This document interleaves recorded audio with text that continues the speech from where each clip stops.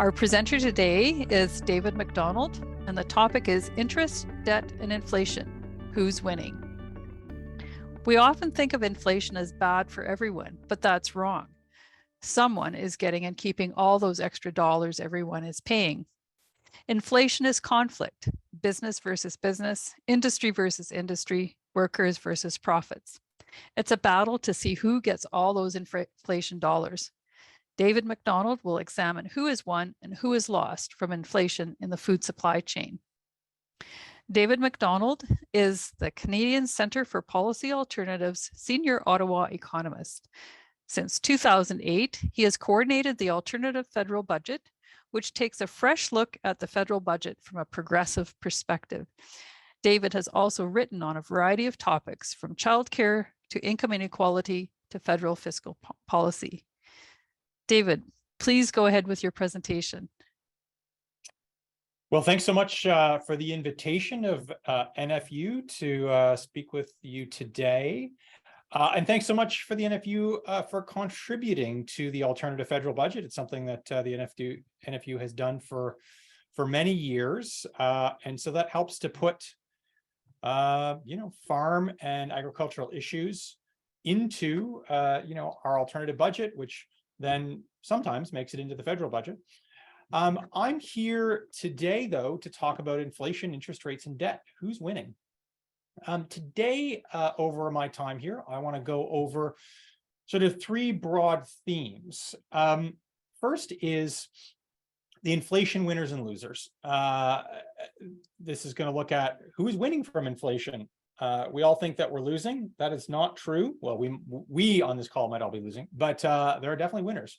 And so I've done a fair amount of work over the course of the summer and fall looking at who are the winners and who are the losers, and who is getting all those inflation dollars. In the middle part of the presentation, I want to look at interest rate policy. So at present, interest rates are going up rapidly. They've gone up rapidly over the course of the last 12 months.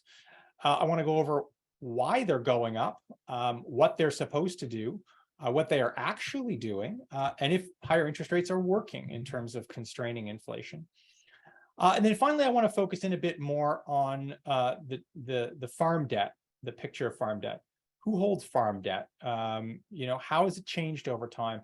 How has farm debt differed based on which province you're in and which provincial programs you've got access to? And what are the risks going forward of these much higher interest rates to farmers and to the agricultural sector? So much of this analysis in the first section here comes from this report that I published, I think this year, although I did the research over the course, yes, it was this year, January. And so this type of analysis that is done in this report goes beyond the consumer price index, which is probably what you're most familiar with, the CPI. We talk about inflation numbers. That's what we're talking about. We're talking about the CPI, which is an average of prices, retail prices that consumers pay in the grocery store, or at the gas station, and when buying a house, and so on and so forth. And so a lot of focus is there, and there's very little focus on, okay, what's happening further down the supply chain? People are very upset that prices are going up in the grocery store. And it may well be that grocery stores are benefiting from higher prices because they're also seeing higher profit margins. But what about all the other steps behind that grocery store? What about the food manufacturer? What about the farmer? What about the oil and gas industry that supplies diesel to the tractors, that supplies diesel to, haul food to a manufacturer, that supplies diesel to haul food from the manufacturer to the grocery store? We don't see any of that when we talk about the consumer price index. And so part of the goal of this report was to look at the business sector and look further down the supply chain than just the final retail price that consumers face. I think all of us, and also most economists, have a basic assumption that everyone suffers from inflation, that everybody is made worse off because inflation is 8% or whatever, that our dollar is worth 8% less than it was a year prior. That can be the case in some situations, if we had a big currency devaluation or something like that vis-a-vis the US. But it is not the situation when we look at the type of inflation that we've seen over the past 2 years. what we're seeing over the past 2 years is particular prices are driving this inflation. It is not at all universal. And those particular prices work their way up supply chains and end up in being higher prices to consumers, which is the consumer price index or inflation as we've seen it. But this is not universal, and not everyone has suffered. The folks that are in the right place, that are well positioned in the economy at critical points in supply chains, can make huge benefits from these increases in prices that everybody is paying. There's also been often the argument that workers are somehow causing this inflation. Now, it is certainly possible that workers can drive inflation. They can demand higher wages, and as a result, people push those higher wages up and higher prices. That's one of the ways that prices can go up. But in 23 out of the past 24 months, since inflation has really kicked off in 2021, workers have seen wage increases below the rate of inflation. So they're losing ground against inflation every single month, except the most recent month, in fact. So workers, if anything, are helping keep inflation low because they aren't increasing their wages faster than the rate of general inflation. We often think that, I think too, that inflation is about, it's this kind of neutral policy, and economists often think of it as something that just occurs to the economy, that it's something that happens to all of us. It's negative on all of us. But I think that's the wrong way to think about inflation, particularly the type of inflation we've seen in the last 2 years. It's better to think of inflation as measuring conflict, that we are measuring a huge conflict between companies, between profits versus wages, between sectors. As these prices rapidly increase, where does this money end up? Where are all these inflation dollars going? And this is one of the big questions that I have wanted to get a handle on. And hopefully I can provide you with some insight today in, as we go through this. How has this conflict really shaped what we're seeing in terms of inflation? And how has it shaped the winners and losers of inflation? So, I think the first thing to look at, this is very broad, is to look at across the entirety of the Canadian economy, what's happening on the profit side. We're often looking at how workers are doing and how workers might or might not be pushing inflation. We rarely look at the profit side. How is profit potentially looking, and driving inflation? When you go to the grocery store and you buy some food, you as a worker, you as a farmer did not set that food price, right? Somebody else set that food price. The grocery store set that food price for you. Now, you may choose not to buy that item, but it's not you setting that price. And so when prices go up, it makes some sense to say, hey, who's setting those prices, and are they benefiting? Are they seeing higher profits as a result? And so this is just a real quick look. This was the pandemic here in 2000, where we saw corporate profits certainly fall as a result of the pandemic. And here we see 2021 and 2022. Now, this dark orange line is the aggregate amount of profits, which hit a record high in 2022 of over $570 billion. And this is a record. Now, it's not that surprising to see record highs every couple of years because the Canadian economy is growing. What's potentially much more important is the margins that were very high, that were at record highs in 2001 and were at record highs in 2002. And so what this means is that of all of the money coming into corporate Canada is keeping, in this case, about 10.5% of that money as profit, is converting that into pre-tax profit. And these are extremely high. These are record high levels. We're going back here to 2010, but you can go back much further. And this speaks to where some of this money is going. So when we think, inflation's bad for everyone, it has not been bad for corporate Canada. It's been great for corporate Canada. These have been some of the best years they've ever seen because of their ability to raise prices, potentially for a variety of reasons, and raise prices, but not see their own input costs go up quite as much or at all. And so what that means is that they can benefit from this huge increase in prices and bank it as profits. And so, there's been a tremendous focus on workers somehow driving this. But these record high profits show that, it's not workers that are the ones behind it. Certainly not workers are the ones that are benefiting from it. They're the ones that are blamed for it. You think of the Bank of Canada is always blaming workers for this. But in fact, the biggest beneficiaries of this inflationary period has actually been has been the corporate sector at record high margins over the last 2 years. Now, this is a quick look at the food supply chain, or parts of the food supply chain. Now, I'm sure you'd be far more interested in far more detailed data of what's happening in the food supply chain. I don't have that. I'm working under the constraints of what's published. This looks exclusively at the corporate sector. So it may not capture family farms that are not considered corporate. And so they would be kind of outside of this picture. This is corporate Canada. So we are looking at corporate farms, which is in green. We're looking at manufacturing, food manufacturing. So this is converting potatoes into potato chips or whatever. And then the dark orange here on the bottom is grocery stores. Now, of course, the consumer price index doesn't look at any of the supply chain. When we talk about inflation, we don't talk about the supply chain. We only talk about the final retail price. And the final retail price is one part of the supply chain. Is the grocery stores, right? They're the ones that set those final retail prices and sell those goods to consumers. And so we do see that here. And so if we take a look at each one of these industries, this is the profit margin in the aggregate for each one of these industries. And these industries are relatively big. Food and beverage stores is going to include grocery stores, to be sure, but it's also going to include things like corner stores and that sort of thing. Just like agriculture is not just farms. This is agriculture, forestry, fishing, and hunting. So there's going to be more to it there. There's going to be forestry mixed in there, which is going to be a contributor there.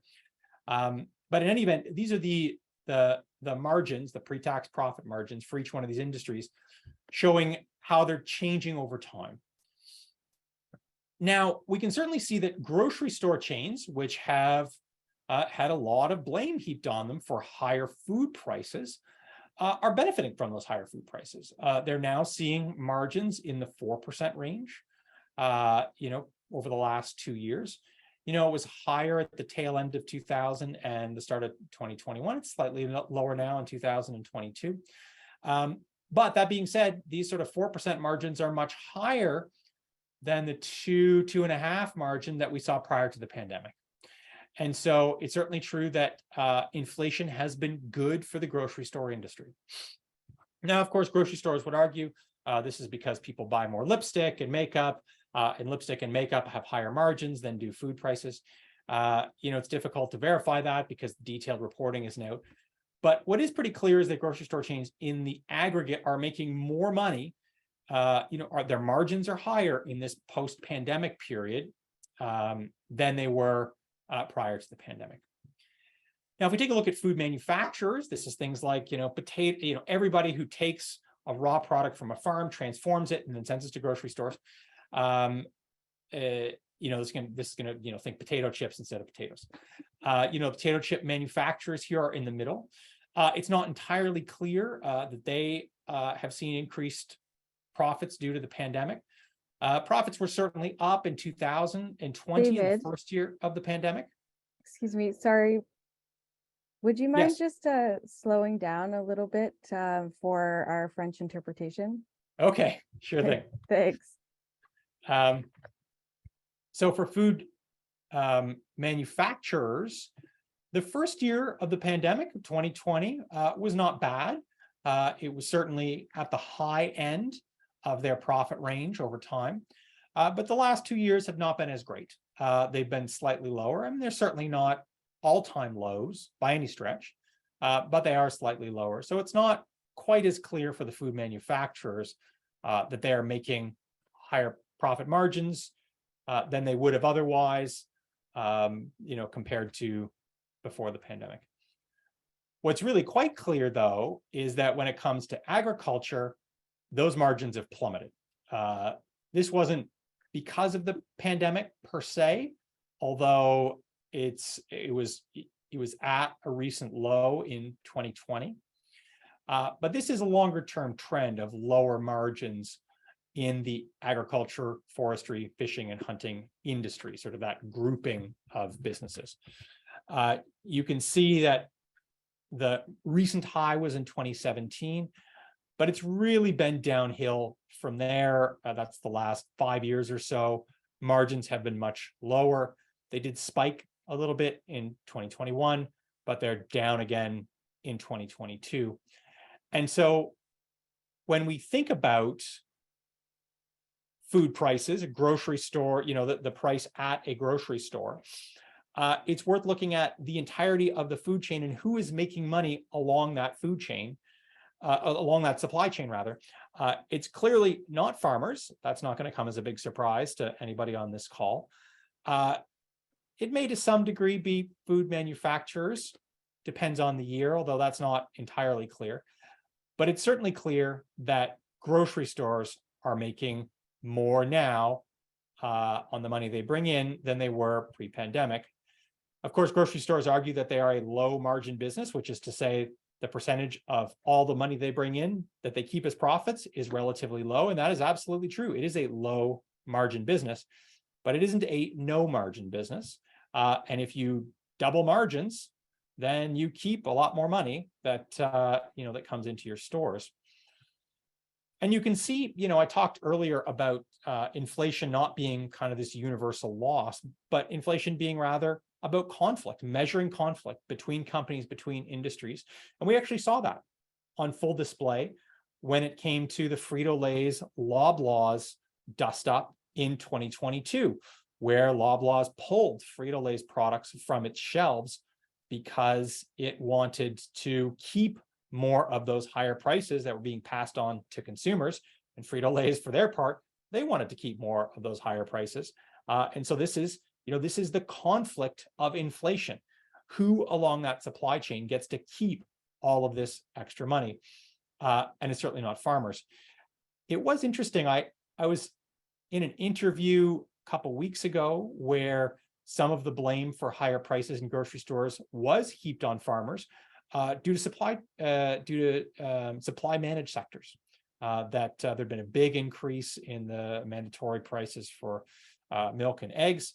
And so therefore, some of this food price inflation should be blamed on farmers. What's interesting about that argument, and the point I made to the reporter, was that this is actually probably one of the very few instances where an increase in grocery stores actually ended up in farmers' pockets, as opposed to in the grocery store's pocket or in one of the manufacturer's pocket. And even then, it's not entirely clear that farmers got to keep that money, in large part because this food supply chain that I've pitched here, which is very simple, very simplistic, excludes a big part, which is energy, which is diesel and the cost of diesel to run all the transportation and the equipment along all of these, along all of these parts of the supply chain, as well as other critical inputs into agriculture, like fertilizer, for instance. These aren't being captured here. And so even if you did see an increase, for instance, in the price of milk and eggs in the supply managed sectors, it's not even necessarily clear that the farmers would benefit. They may just be paying it right out the other side in higher input costs. That being said, it is one of the instances where farmers actually could potentially benefit from higher prices on food shelves. In most cases, they're definitely not the ones benefiting from these higher prices that consumers are seeing. If there's anyone benefiting in this limited picture, it's grocery stores. Now, the big question here when I was looking at where inflation dollars are going is it could certainly be going to higher wages. I mean, that is one place where higher prices could be going.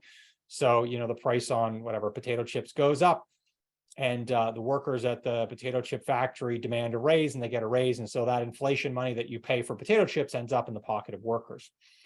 That has been a very strong focus of the Bank of Canada, is how and when and if workers are causing inflation. So if you read, the Bank of Canada's write-ups and its justification for interest rate increases, you'll see workers, labor costs, those types of things mentioned over and over and over again. It's a recurring theme.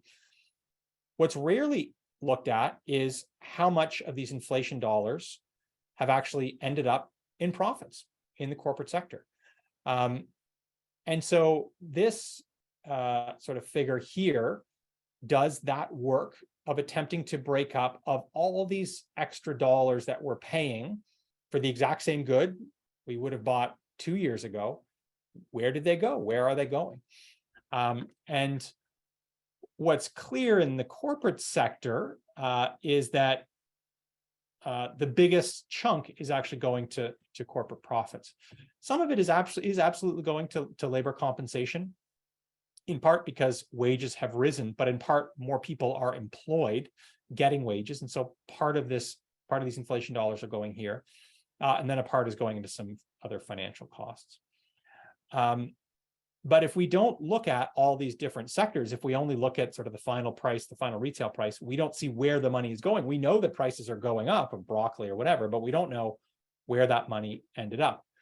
But this research that I was doing can actually be much more specific than just this broad outline, and can actually look sector by sector to say, of all the additional dollars that we're spending, all the way down the supply chain, all the way throughout the entirety of the Canadian economy, not just for the final consumers that are buying these goods, but also for businesses, also for farms.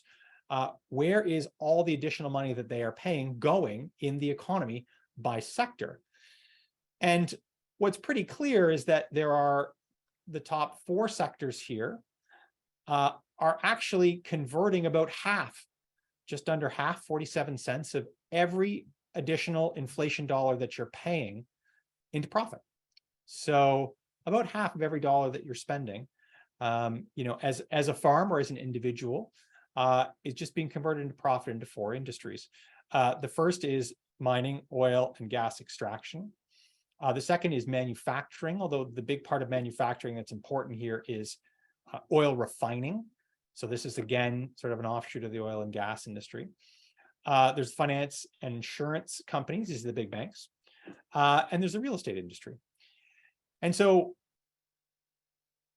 the reasons why some of this money is being so concentrated in these areas is some of the reason why inflation kicked off in the first place, which is the war in Ukraine, constrained refining capacity of gasoline and diesel in the southern US, meant that the cost of oil went through the roof, the cost of gasoline and diesel went through the roof.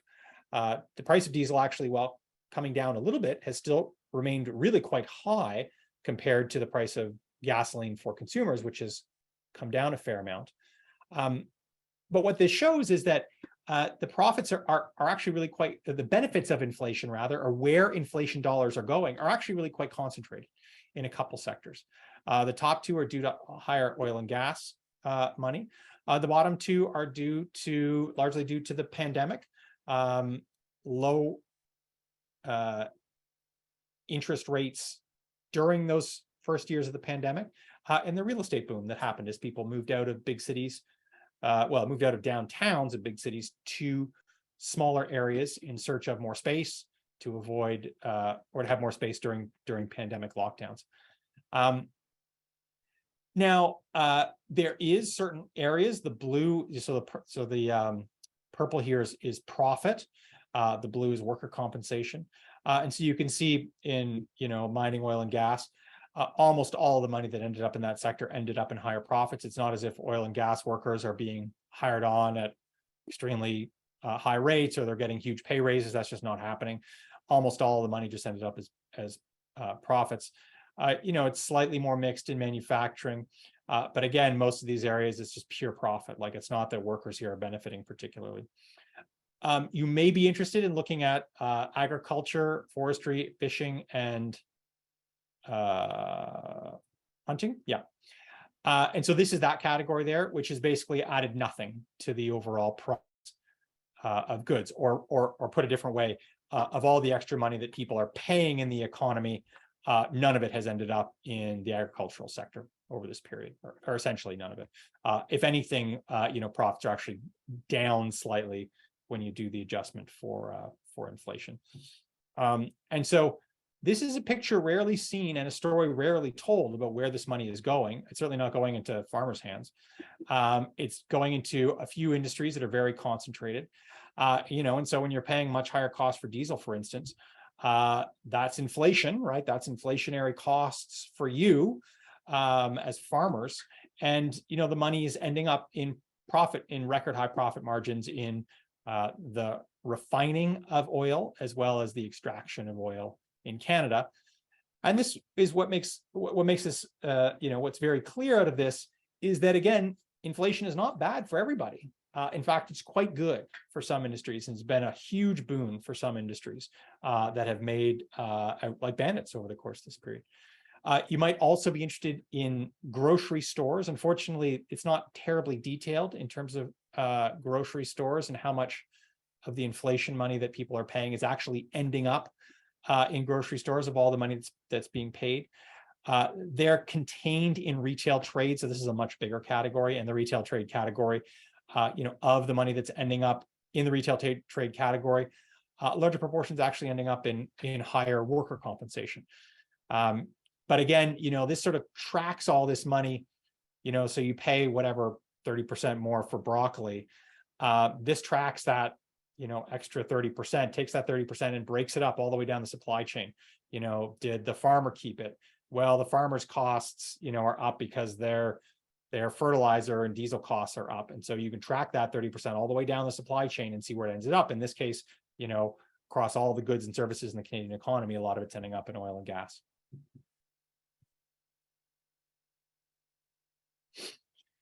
So this is really the second part of the presentation today and what I want to talk about.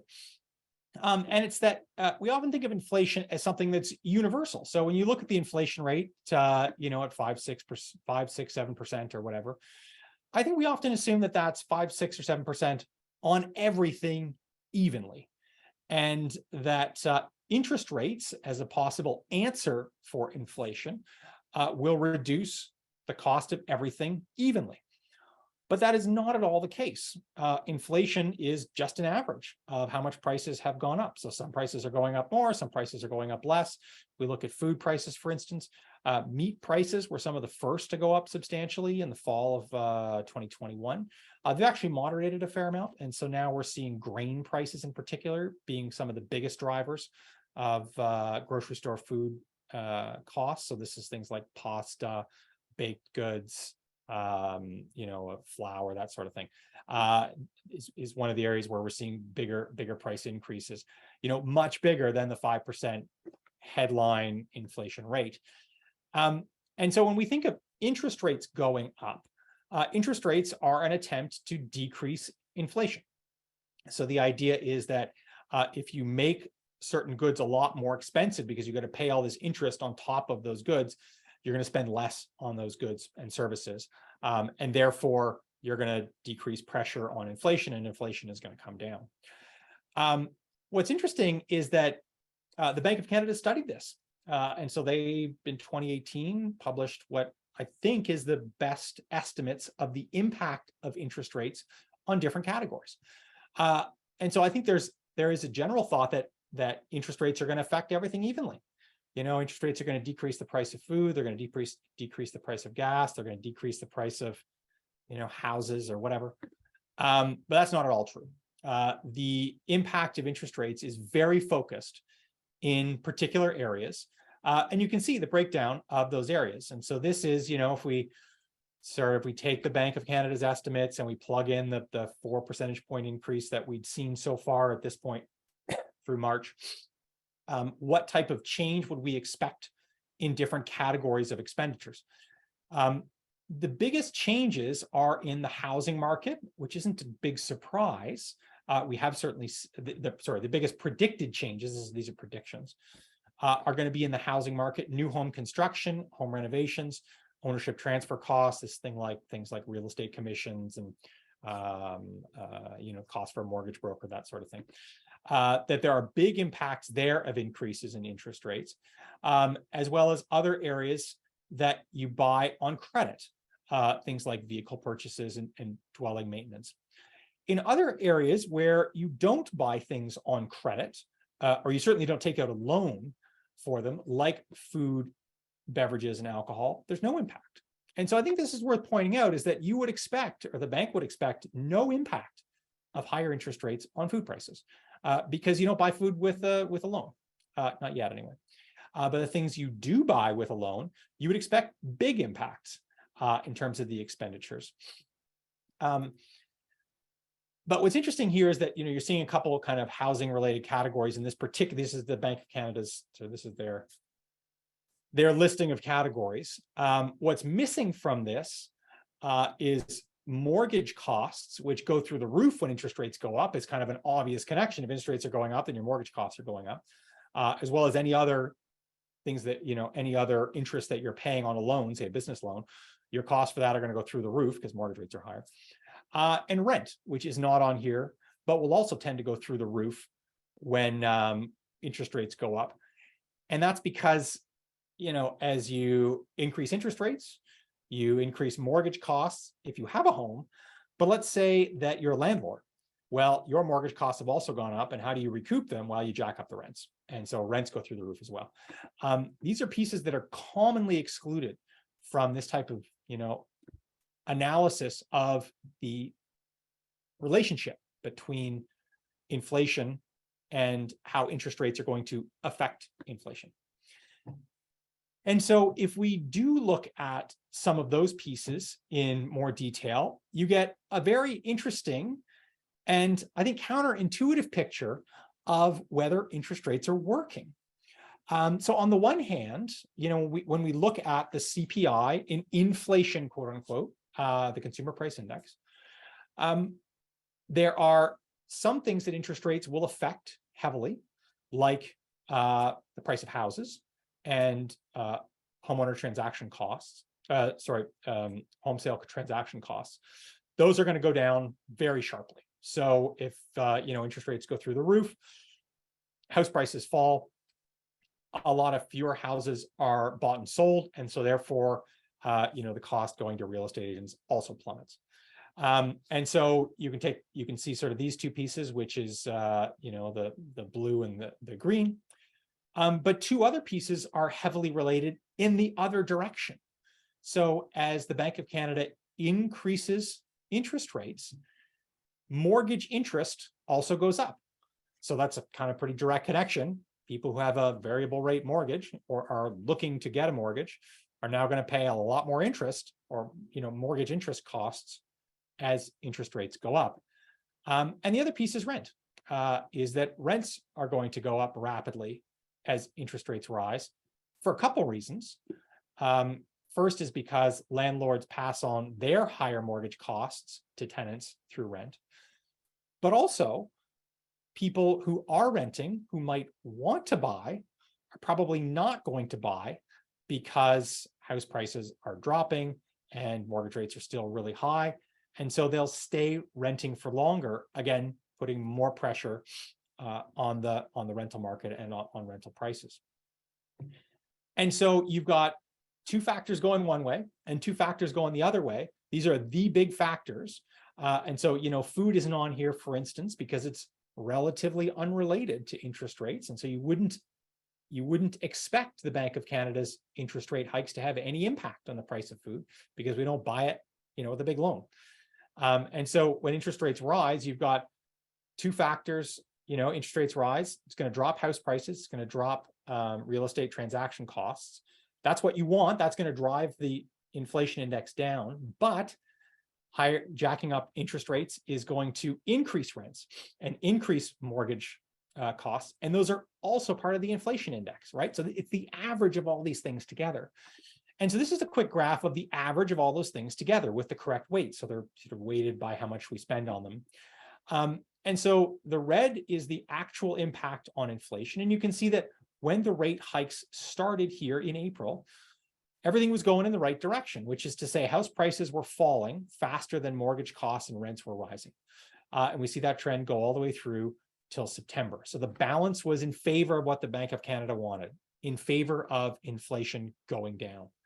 But since September and over the course of much of the fall, it's actually gone the wrong way. So this is the Bank of Canada increasing inflation because rents and mortgage costs, which are part of the inflation index, are going up faster than house prices are falling, which is also part of the inflation index. And so the most recent month of data here, which we've got is February, things have gone down a little bit. But what the bank is doing at this point is not having the clear effect that it wants, which is decreasing inflation in the areas where you'd expect it to be decreasing inflation. It's been up or fairly muted since September. Now, this is the picture of the overall economy with some pieces of sort of agriculture and farming mixed in. Now I want to focus much more closely on farm debt and the potential impact of this environment, this higher interest rate environment on farmers via their indebtedness.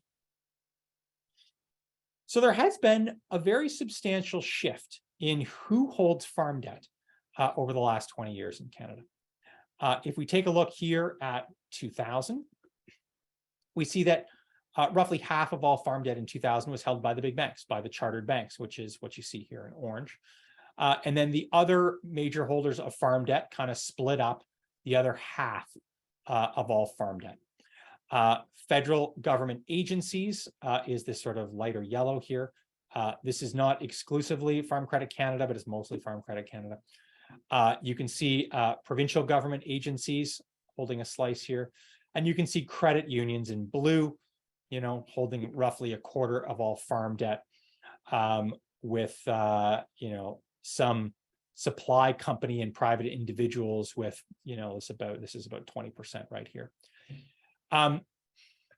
Much of this part of the pie didn't really change very much over the last 20 years.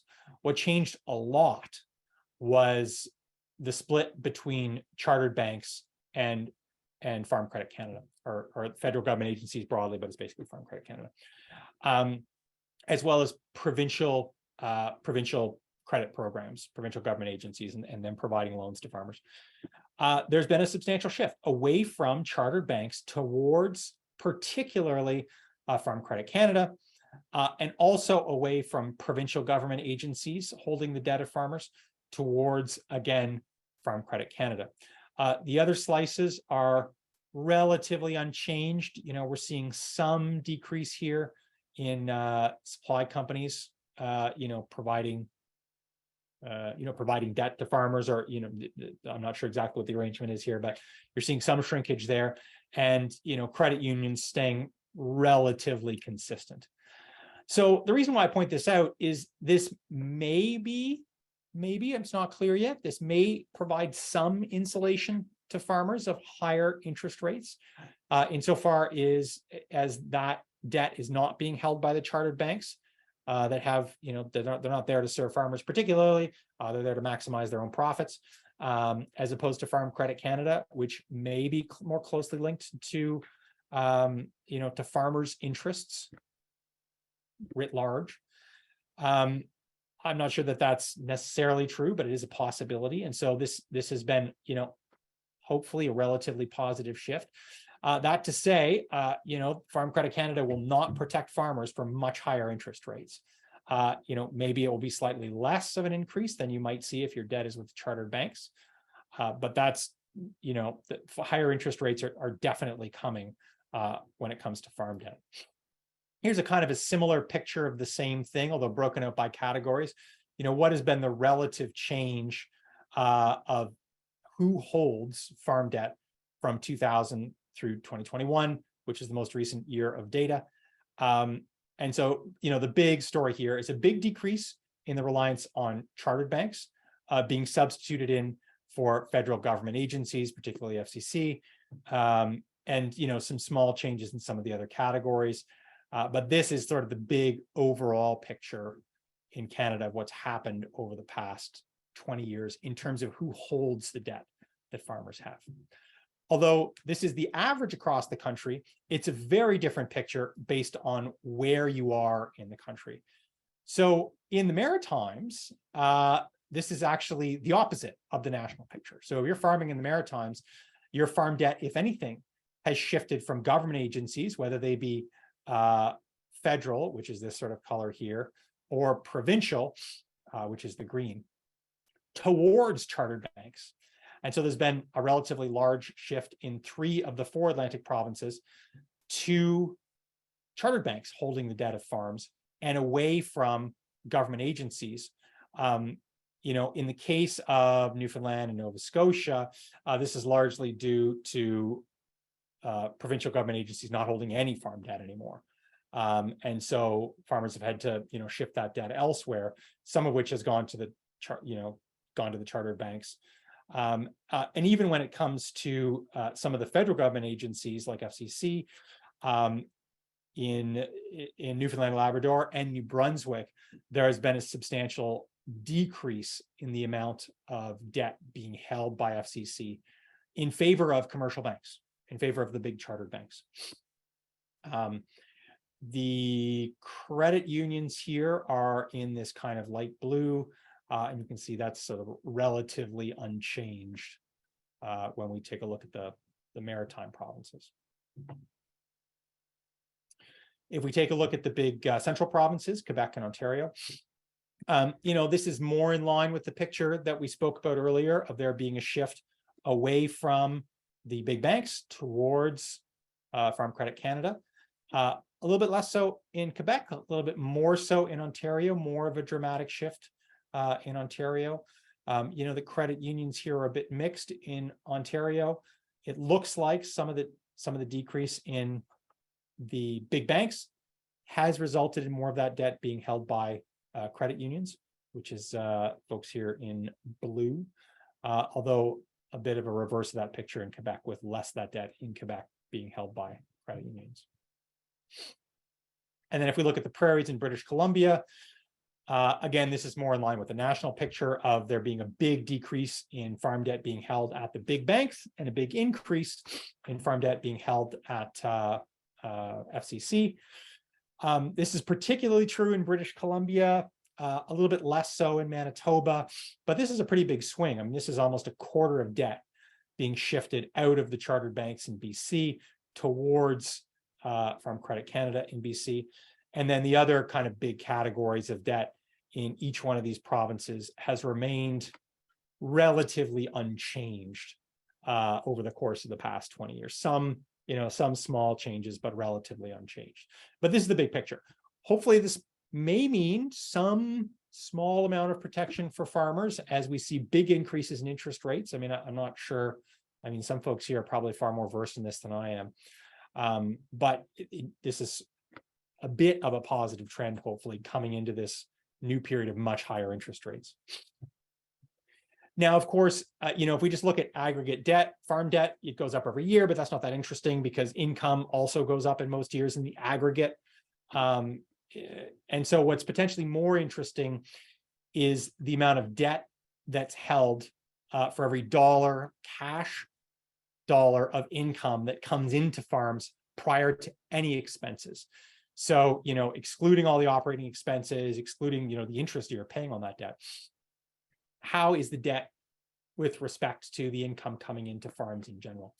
And you can see a pretty clear upward trend, which is to say that farmers are holding more debt for every dollar. They're holding, at the end of this trend, the most recent high here is in 2019, where farmers were holding about $1.75 in debt for every dollar they brought in income, gross pre-expenses, pre-tax income prior to anything being included.